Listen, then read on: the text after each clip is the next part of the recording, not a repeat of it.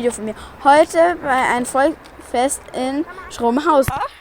Was Erin nämlich Fabi oder Fabian? Oha, hatte ich jetzt. Ist das wieder dieses UFO, oder? Sieht man gar nichts. Ist es da hinten? Ja. Müssen wir gleich da vorne laufen, ha? Ja. Echt so mal der Schirm ist. Am Haus vorbei.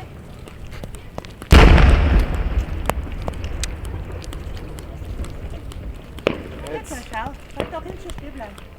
Bis du sehen musst, du vorne auch nicht.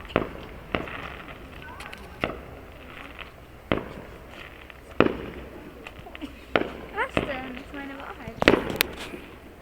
Das sieht mir ja fast gar nichts. Das ist doch cool. Das weiß mal nicht. Wo es sehr weit weg ist. Das ist aber schon so weit weg, dass man es gar nicht merkt.